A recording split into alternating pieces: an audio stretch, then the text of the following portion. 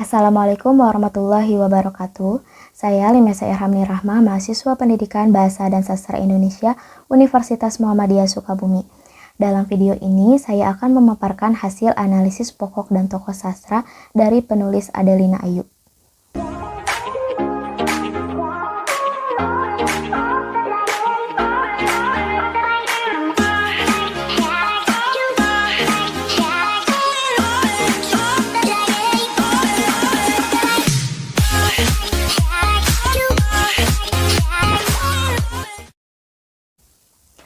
Pokok pemikiran pengarang karya sastra tidak terlepas dari fragmen kehidupan di sekitarnya.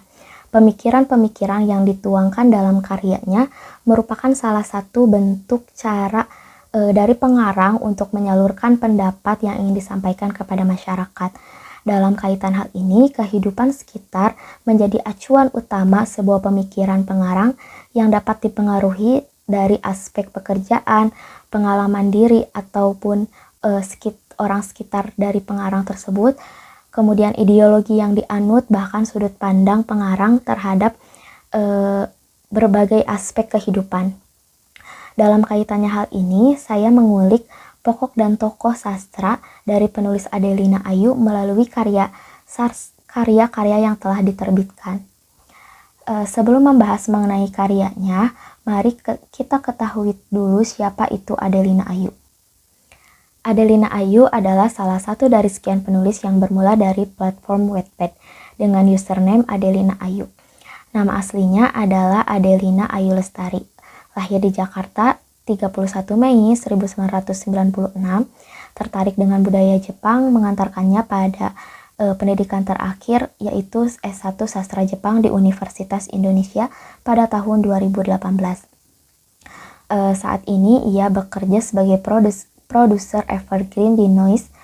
Nah, sebelum bekerja di sana, Ayu ini memiliki pengalaman lebih dari 2 tahun sebagai editor di Kompas Gramedia. Bidang inilah yang memberinya banyak pengetahuan tentang penulisan maupun pengeditan.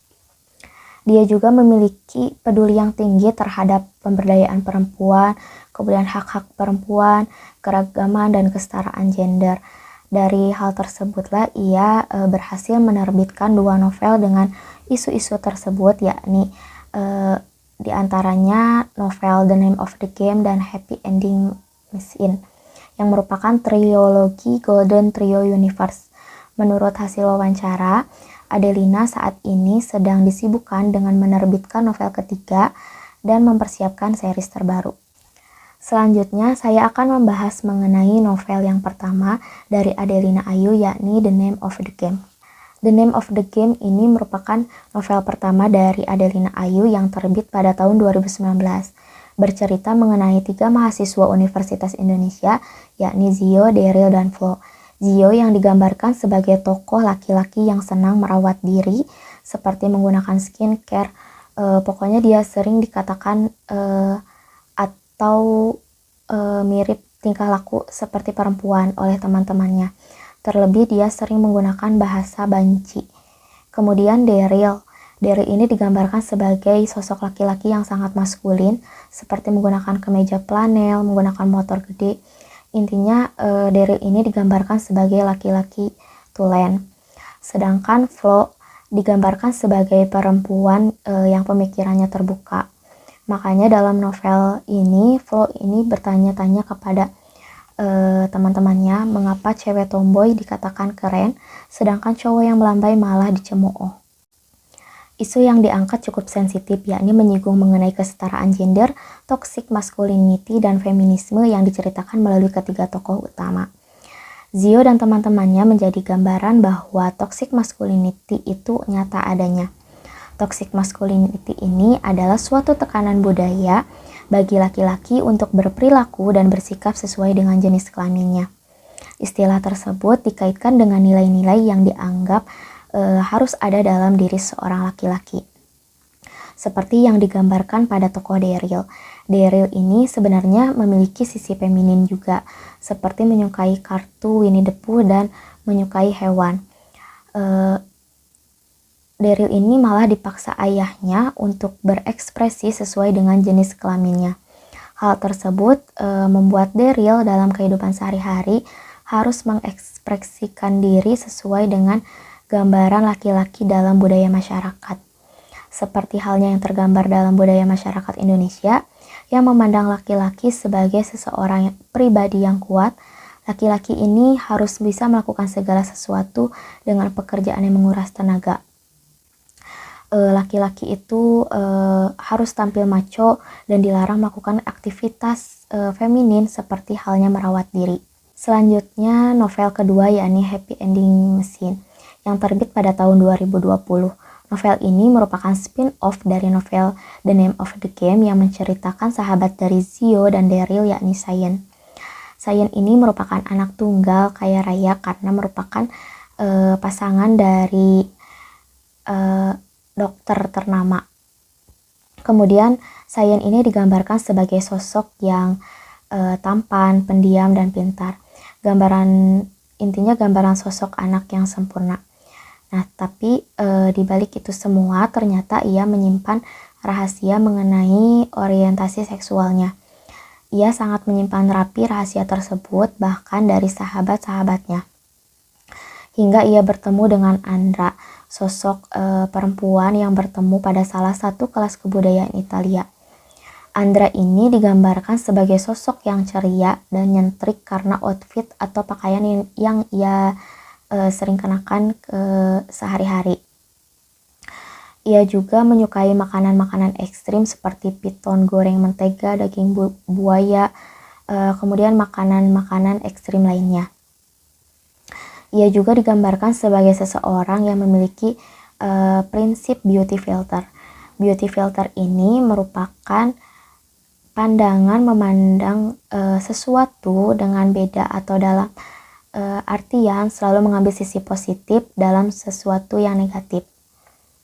Nah, seiring berjalannya waktu, Cyan dan Andra ini dekat dan akhirnya Andra memiliki perasaan terhadap Cyan. Cyan yang merasa nyaman dengan Andra mencoba mengungkapkan rahasianya terhadap Andra. Dia mengaku bahwa dia adalah seorang gay, gitu, seorang homoseksual. Bahkan ia juga memberitahu Andra bahwa ia memiliki kekasih yang bernama Arjuna.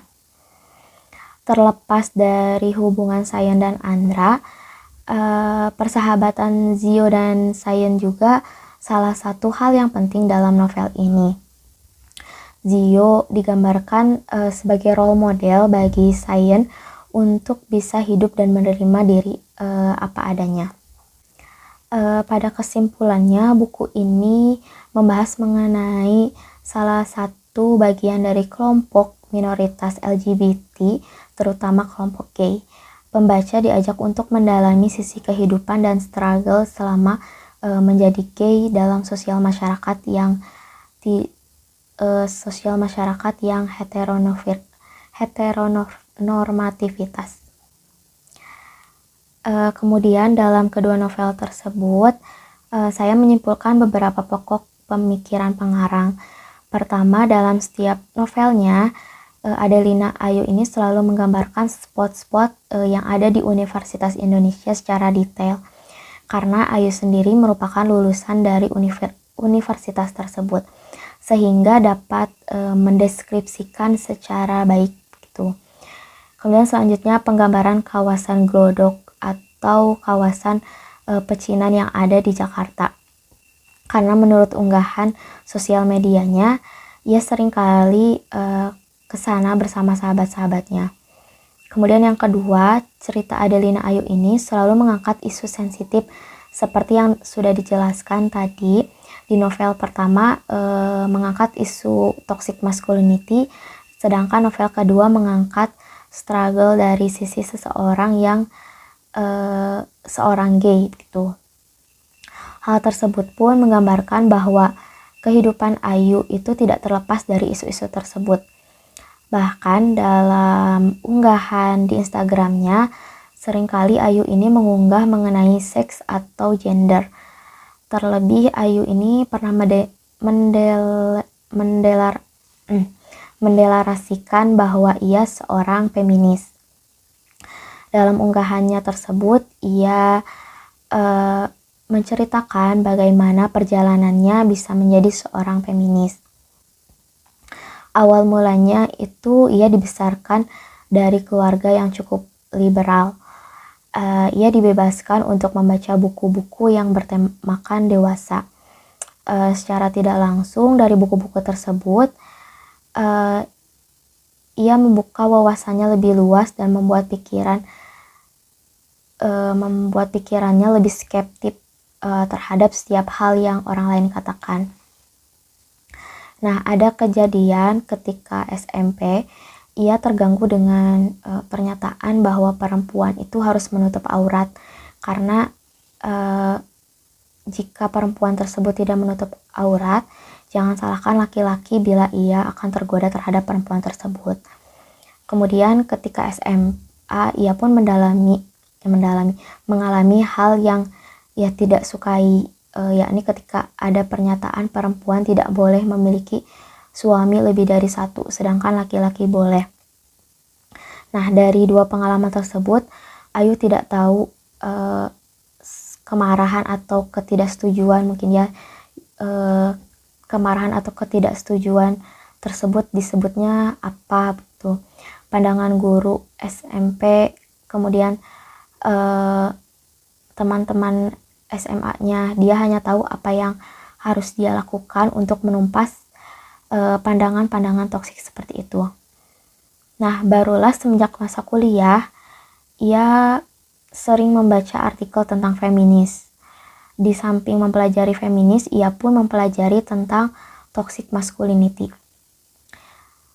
Ia sangat peduli mengenai toxic masculinity dan terkejut bahwa untuk menumpas masalah seperti toxic masculinity, menumpas kasus toxic masculinity bisa diatasi dengan feminis.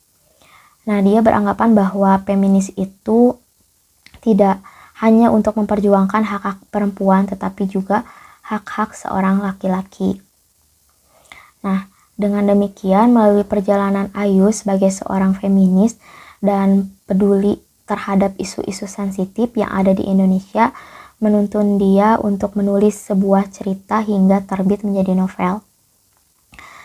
Ia ingin mengajak para pembacanya agar dapat membuka mata dan memberikan percikan-percikan pemikiran yang luas mengenai isu-isu sensitif bahkan tabu yang berlaku di masyarakat Indonesia melalui novel The Name of the Game dan dengan karakter Zio untuk masalah toxic masculinity dan patriarki, dan Happy Ending Machine dengan karakter Cheyenne untuk masalah homofobia dan ketidaksetaraan hak.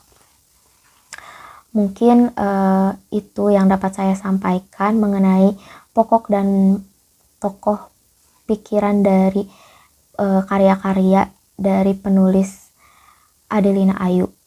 Mohon maaf apabila ada tutur kata yang keliru.